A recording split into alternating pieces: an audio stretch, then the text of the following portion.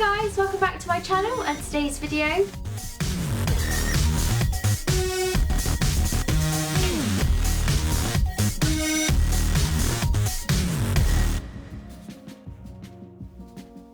Hi guys, welcome back to this week's video.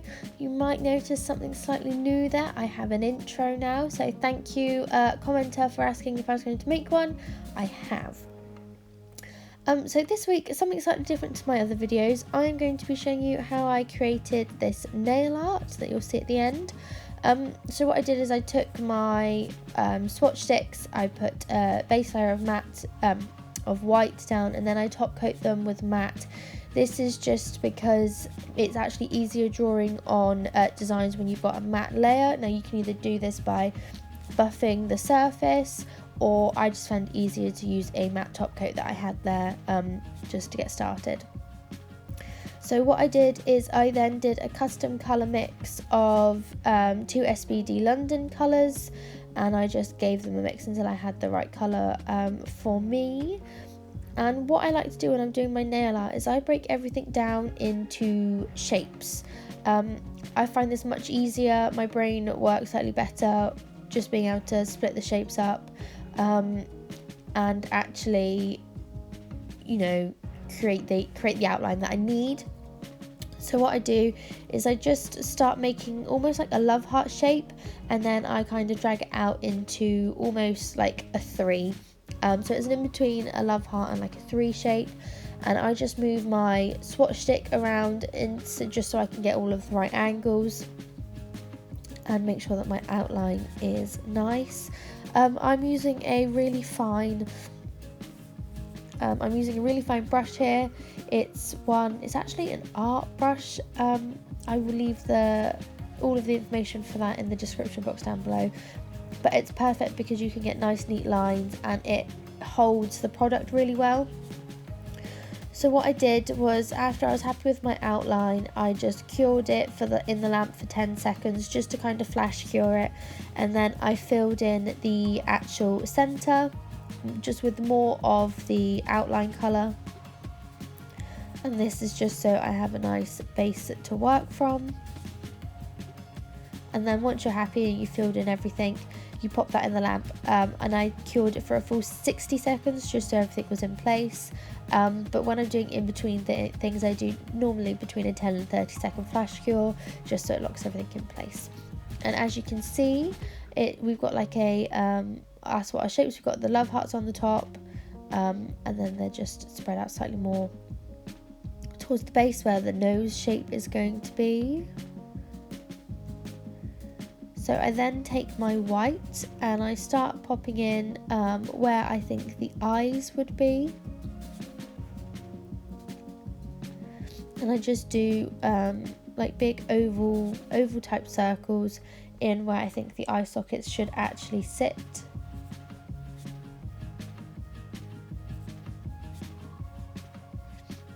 And I do this on both sides. You can just add a bit more product until you're happy, or if you've made a mistake, just take a lint-free wipe with some cleanser and just wipe it off and you're good to go again. And the brilliance with this is that because you've cured your base layer before, when you wipe the error or the mistake or the bit that you don't want, it won't remove any of the design from the bottom because it's been cured, so which is a really great thing with actually doing designs with gel. So as you can see, there's my 2 eyes, and I do it so the base of them are angled slightly closer towards each other, just so we get like a nice effect. I then take another SBD London brown, and I will leave all of the numbers for the colours in the description box below. And I just make the outline for a nose, and then I go round the eyes as well, and this just adds a bit more definition. And it kind of ties everything together. You'll see that sometimes I just have to flick it around so it's easier to get that part of the eye or that part of the face. I didn't want to cause any errors, and actually changing the angling of the swatch stick made it easier to design. Obviously you can't really turn a client's hand all the way around to do the design. However, practicing and getting your shapes and stuff right on a swatch stick is perfect for that. So as you can see, that's what it looks like, and I decided just to make it a little bit darker. I cure that again for 10 seconds, just a quick flash cure, and then I take my black, and again all of the colours today are SBD London, apart from my white, that is just a cheapie off of Amazon.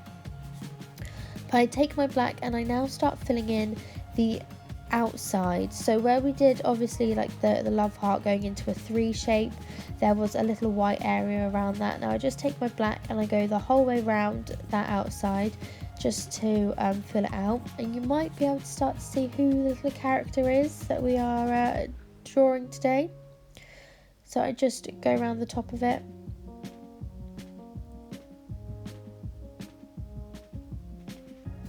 You see that I end up actually having to kind of brace my finger on the edge of the other one just so I didn't have a wobbly hand.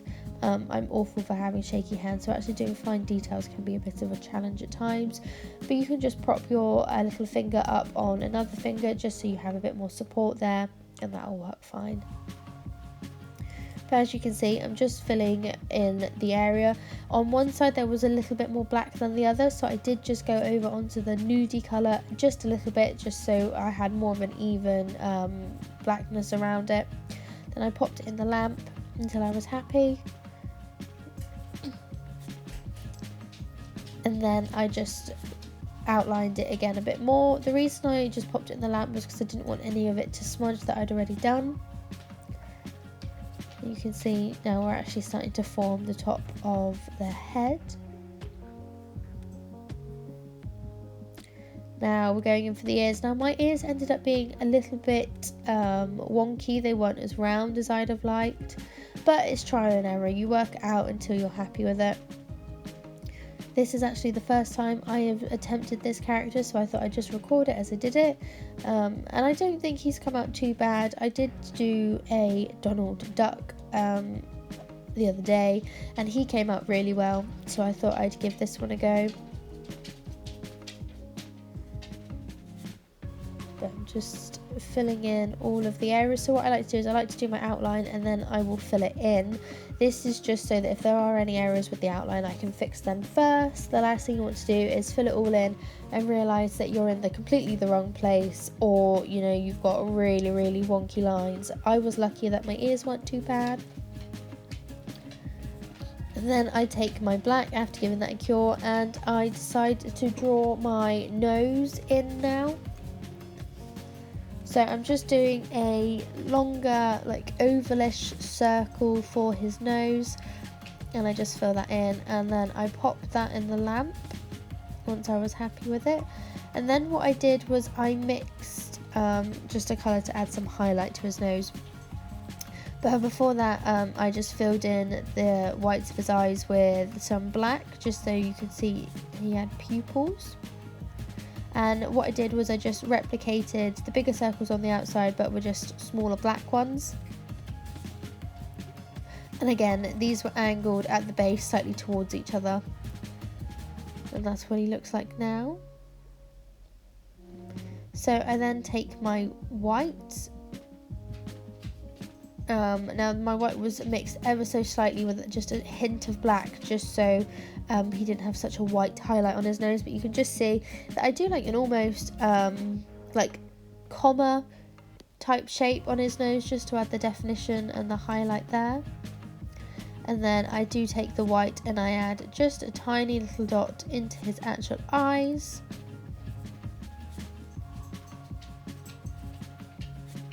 And I used my dotting tool for that, just so I had nice even circles.